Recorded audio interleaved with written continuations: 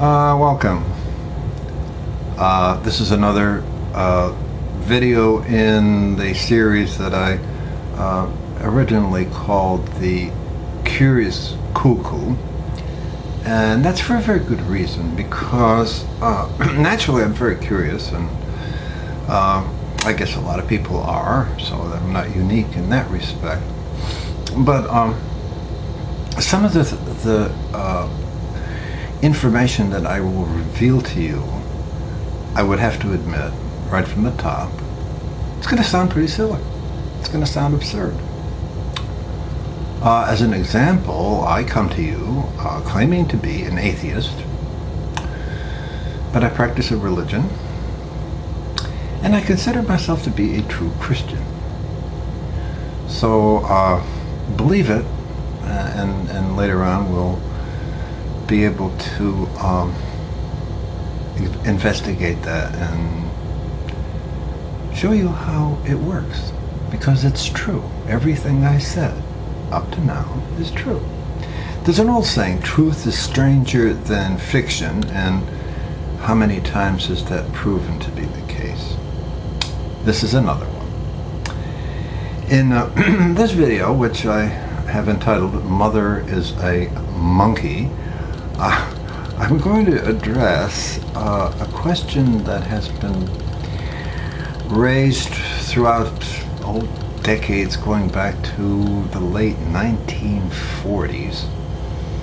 It's been the subject of science fiction movies, books, radio talk shows, and a lot of videos on YouTube. And the question that they all ask is, was the Earth visited in ancient times by ancient astronauts? Visitors who came down here from the cosmos.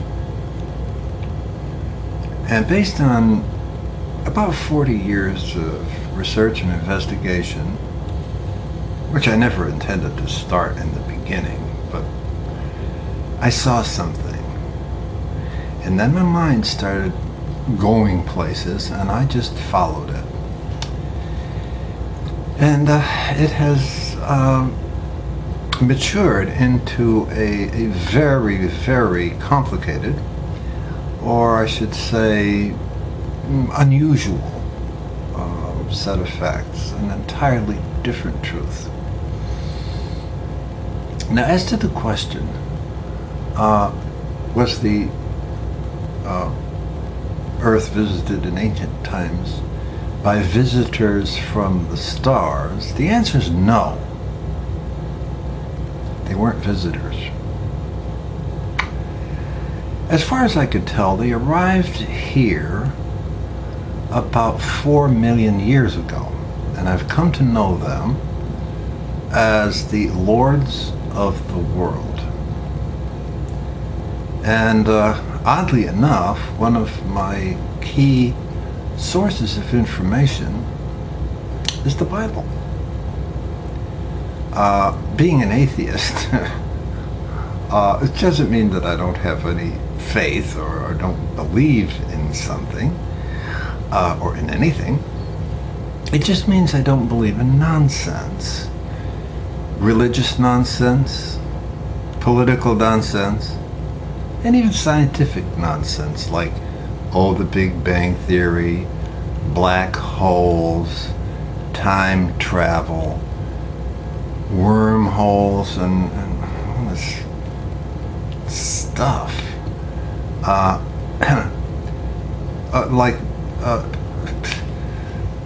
People still can't decide whether light is a wave or a particle. It's both.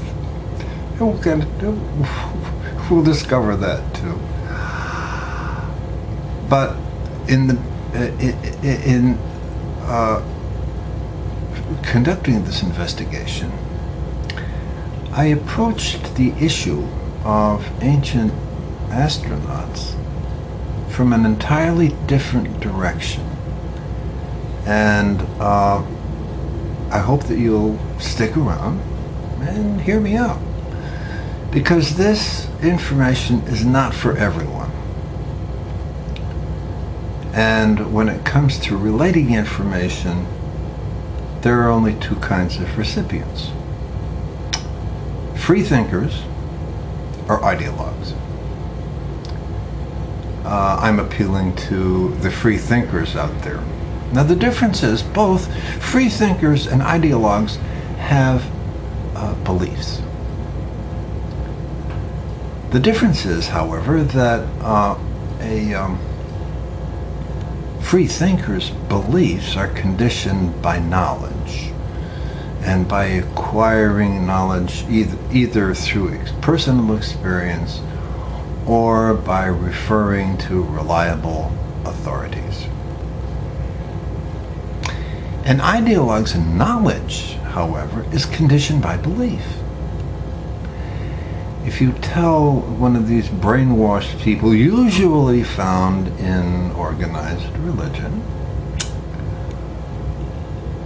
whose beliefs are so rigidly held that they can't accept, even consider new information, they'll dismiss it. And maybe they'll attack you or ridicule you for saying it.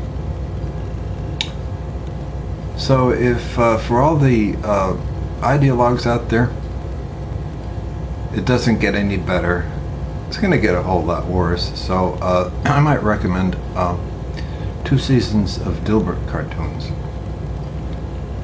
But for the rest of you who have chosen to stick around,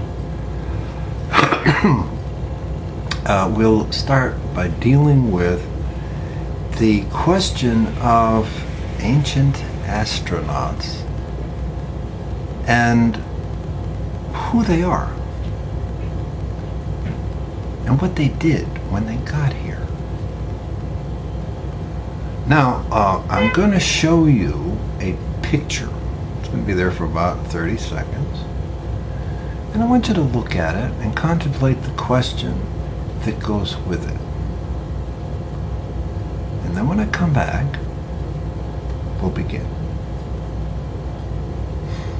Okay.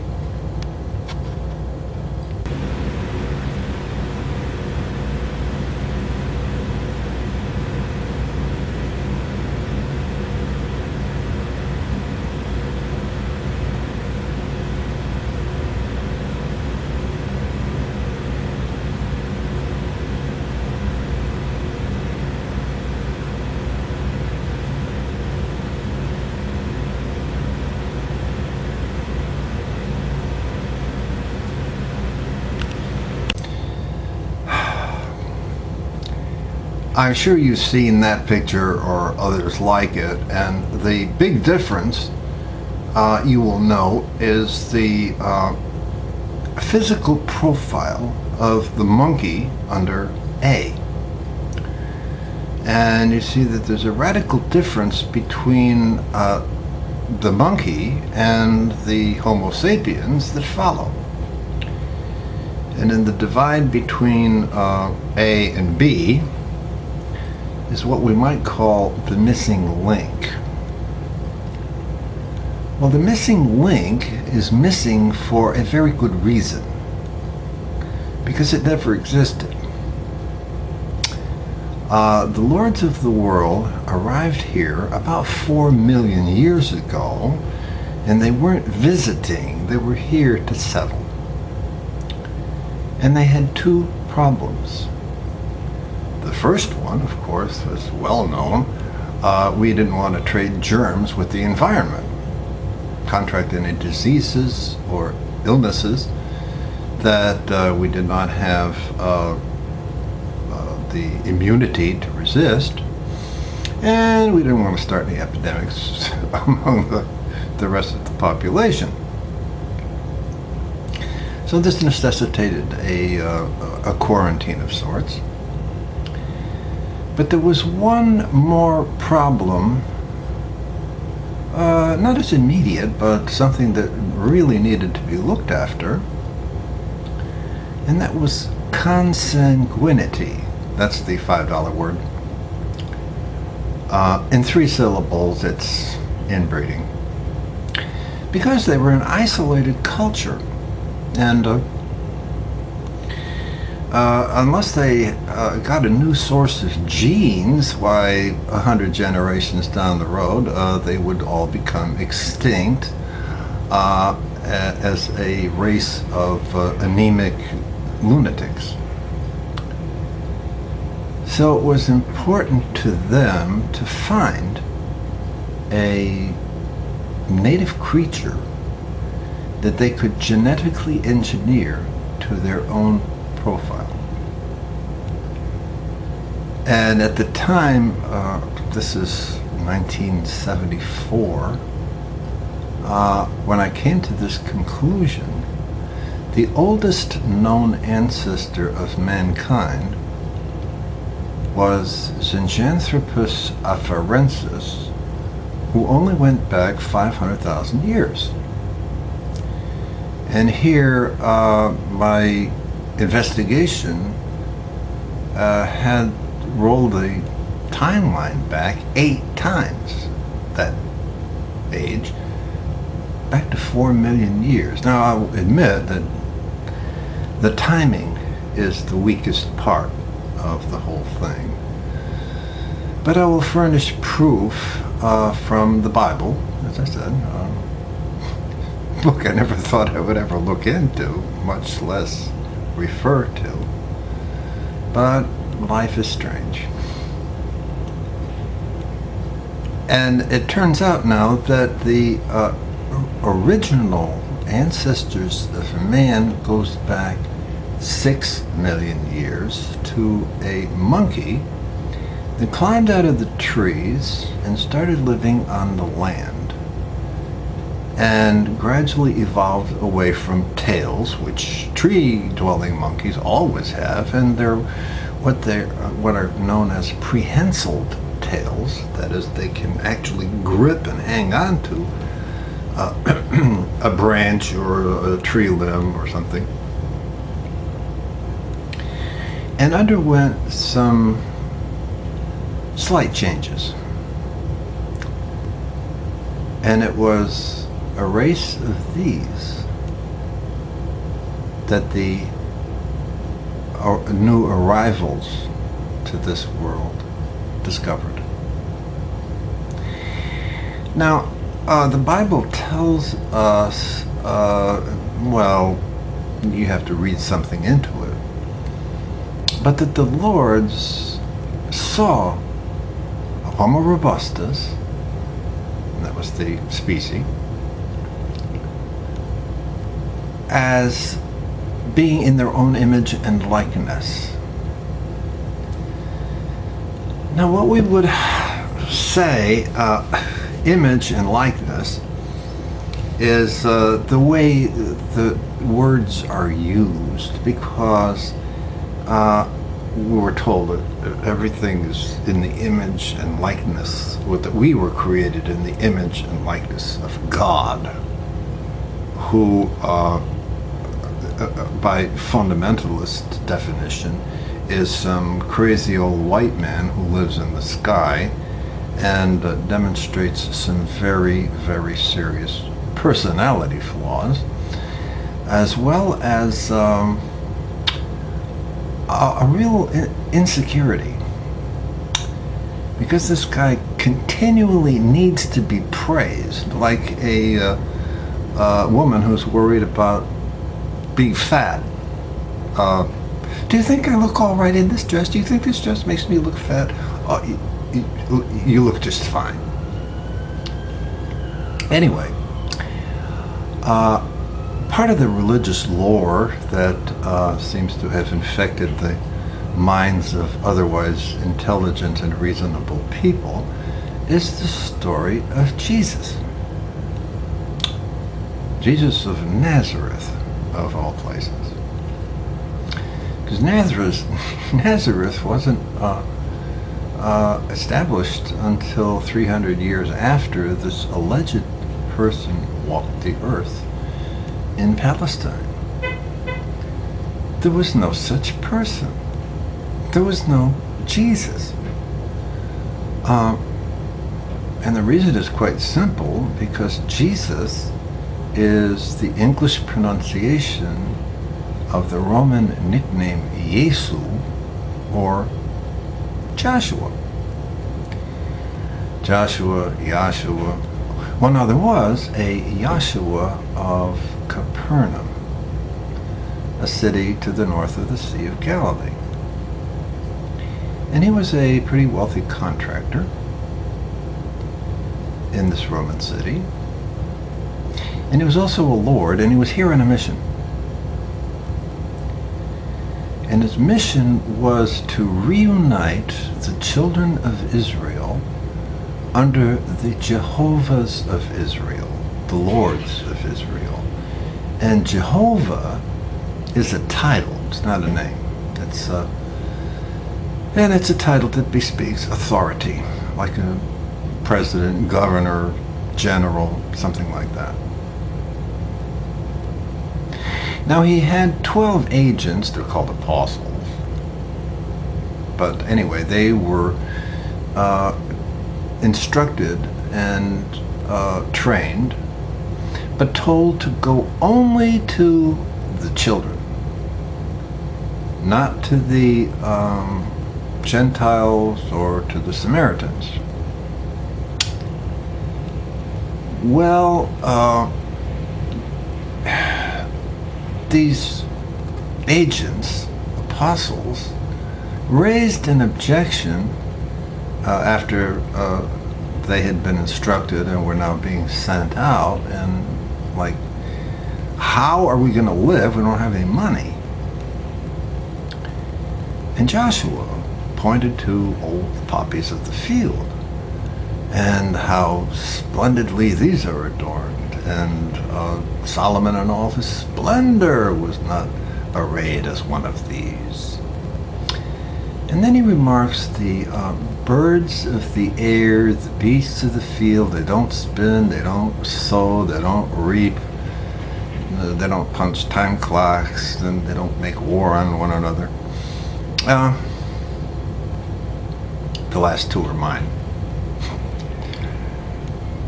And that leads us to examine the creatures of the natural world. And of course we're told that the Father knows what they need, and he, this is a metaphor, by the way, the Father. It's our connection to the Great Spirit, the Spirit of the universe. And well, he knows what all these creatures need. Well,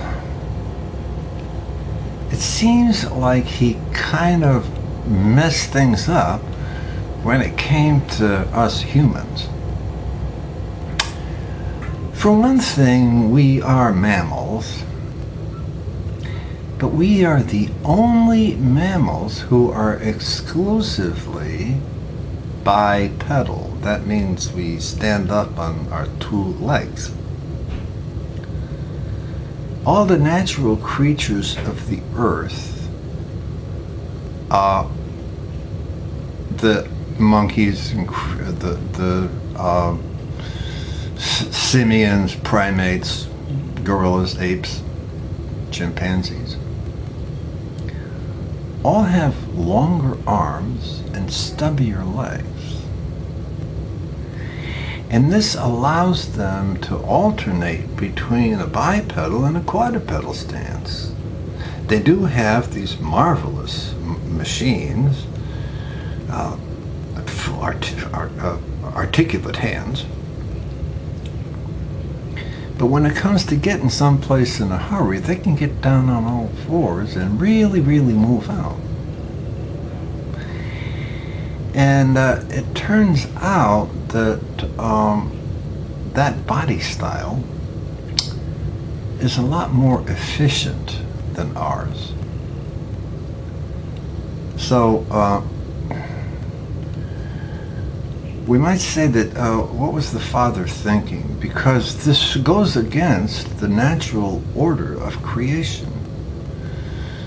Because there are three things we can say about creation. One, that it always progresses from a lower value to a higher value, from the simple to the more complex, and from the less adept to the more efficient. Now, one instance in which this efficiency demonstrates itself is that if a chimpanzee or an ape injures one of its limbs, it can get around on the other three. A human, you get a sprained ankle and you're in trouble. You get a broken leg and you're helpless. So you go to the doctor, he sets the bone and wraps your leg in a big plaster cast where your friends can write clever little notes on it. And for the next few weeks, if you're going to get around at all, you're going to use crutches, which are extensions of the arms. Monkey walking. Now, again, if we're given the father a report card, we'd have to also point out that all the natural creatures of the earth all have built-in covering: fur, feathers, shells, exoskeletons, tough hides, scales, you name it. Humans are the only primates who wear clothing. And we don't have very much of a tolerance to extremes of weather. So it's roughly about 50 degrees. When it gets to about 50 degrees Fahrenheit, it's time to put on a jacket so your teeth don't start chattering. And at 100 degrees, you've got to cover up, get under shelter, so you don't roast in the sun.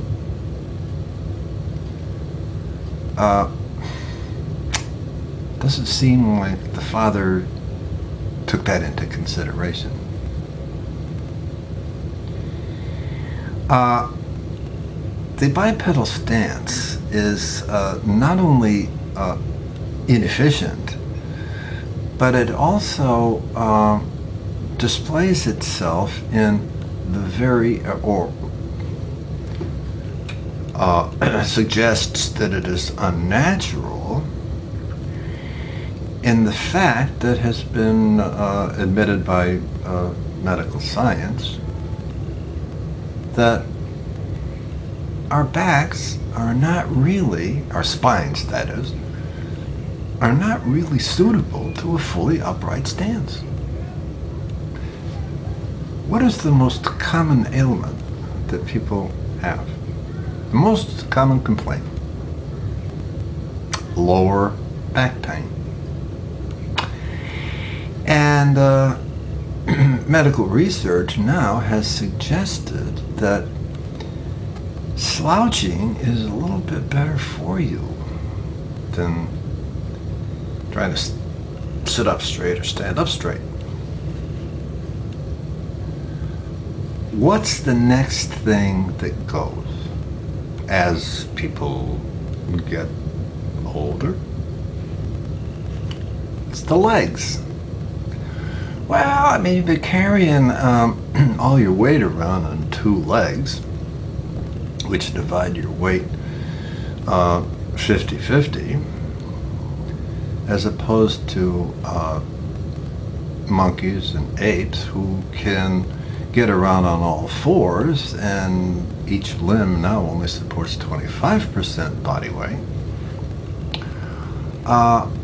You have people now who have to rely on walkers and wheelchairs because legs just can't take that kind of abuse over decades and decades of resisting the formidable gravity that exists on this planet. The fully upright stance also distinguishes us in the fact, by the very fact that among the higher mammals, all human infants are born prematurely. And this is because in engineering the body to a full upright stance, this caused the birth canal to shrink. So it becomes impossible to deliver a live, viable baby. Now, when Mama Chimpanzee bends over and Junior pops out, he's ready to go. He's fully viable. He can run around. I don't know how many of you have ever seen the birth of a colt, a baby horse. Probably a film, if not in person. And what's the first thing that the little fella tries to do? Stand up on those wobbly little legs. But human infants are incontinent, have no motor control. Their skulls aren't even fully formed. And their necks are so weak that you have to hold an infant under the head so that he won't break his neck. And the habitats that we have developed for ourselves are really quite extraordinary. Look at the infrastructure that we need just to gather food. Look at the cities that we live in.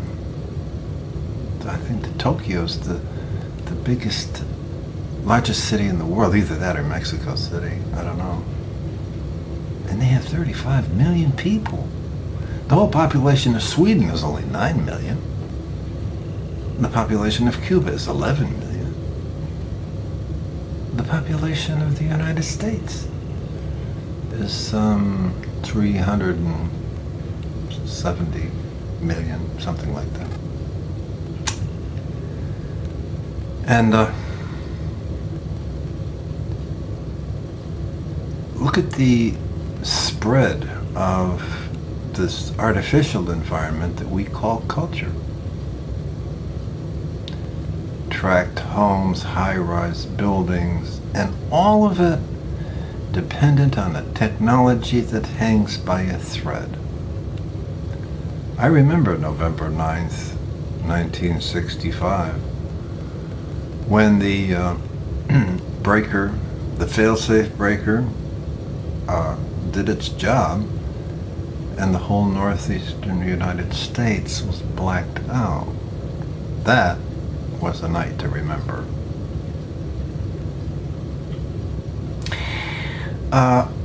We have no boundaries. We range over the whole earth.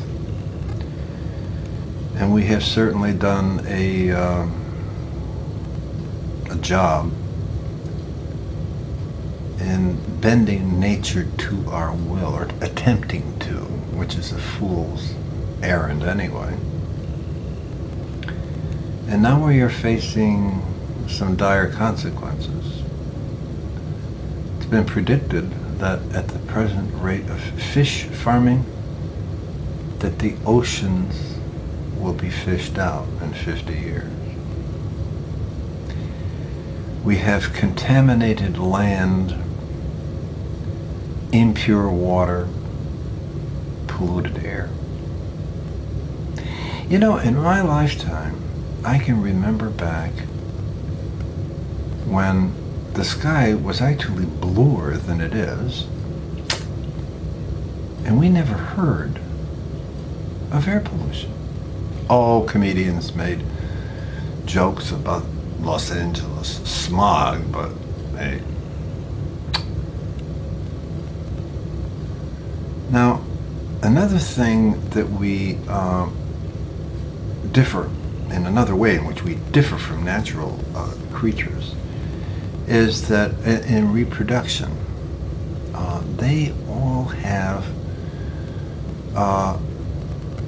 seasons for reproduction. They're called estrus cycles, when the horse or the monkey or the whatever gets into heat, and you see these silly birds going around with all their feathers puffed up, trying to impress a prospective mate. Humans don't have that. It's, we're actually preoccupied, fatally preoccupied with sex. And I, for one, am not a big fan of sex. I don't like it. Making love is better. But anyway, that's just my view. And we don't have a species identity. For instance, you've all seen a gray squirrel. And if you've seen one gray squirrel,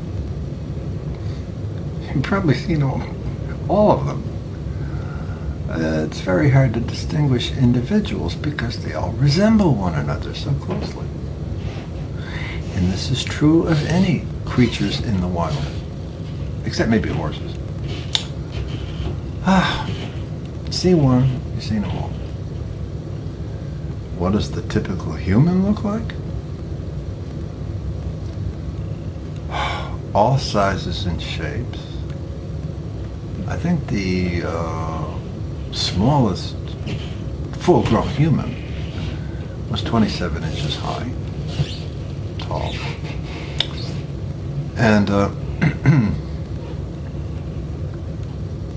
tallest one, I think, was something like 8.5 or 9 feet tall. So we have to wonder, why is that? We differ from natural inhabitants of the earth, the native inhabitants of the earth, in so many different ways. And one of them is this species identity. Another is the fact that humans suffer from such a wide range of illnesses, diseases, deformities, defects that are not encountered by natural creatures. It's as if the whole environment is out to kill us. Modern thinking, ever since about 1925, when quantum physics replaced the Newtonian model that was purely materialistic, began to understand that the Earth itself is a living organism. And as we, organisms, encounter invasive germs, viruses, bacteria that will harm us, why, we set out to destroy them. We send our white corpuscles, our immune system, our resistance goes immediately to the site of infection, and we don't lock them up or plea bargain with them, we kill them. So it seems that, you ever seen a physician's desk reference? It's thicker than the Bible, and it's all about drugs that we take to mask the many, many symptoms, both physical, mental, and emotional, that we suffer.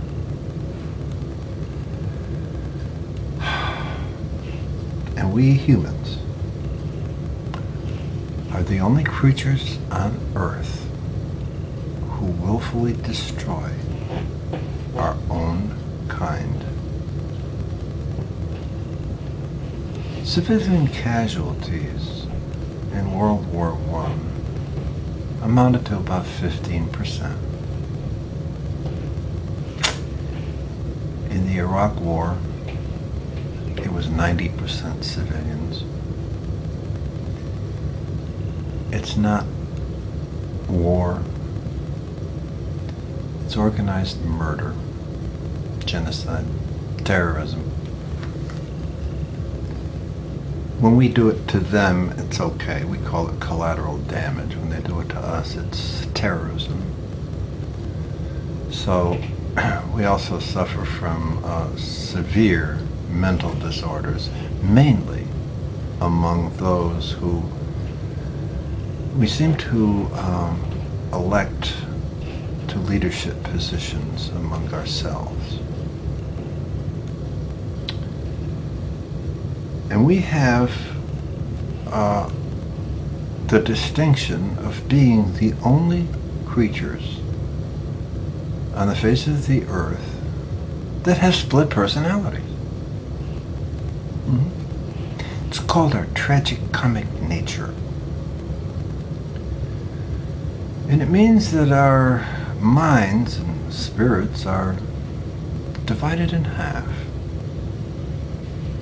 On one side, there's the higher, aspiring, virtuous, godlike self. And then there's the other, the evil, the hateful, the deceitful, the hostile, and the violent. Old Adam, it's called. And these two contenders go at it every day. As the Native Americans put it, there are two dogs in your soul, and they fight every day. One is called faith, the other fear. And the one who wins is the one you feed. So this is a kind of a preview of what's to come. My objective is to tell you the truth and to suggest that we have a higher presence in this world than that which the media and our political leaders and religious leaders have led us to believe. Have you ever thought that you might be a lord? Something to think about. So anyway, carry that thought with you as we explore. And another part of the Bible early on in Genesis says, as far as finding a suitable creature to conduct the genetic engineering on, the Lord's created them in their own image and likeness. Well, what does that mean? Well, of course, we have binocular vision, stereo audition, and opposed thumbs, so we can grab things. And this is what Homo robustus had. And another thing is this business of our own image and likeness. I'd like to illustrate that point by suggesting the ideal house pet. Now, of course, when I tell you, you're going to think it's crazy. But I think it's rattlesnakes. I think a couple of diamondbacks around the house. Ideal. Well, for one thing, they don't chew slippers. They don't get fur all over the furniture. They don't dig up rose bushes. You only have to feed them once a week. Throw them a rabbit or a fat rat, and hey, they're good. They don't chase cars. In fact, maybe that's another indication of evolution, because I can remember as a kid, dogs chased cars all the time. Now they don't. I wonder why.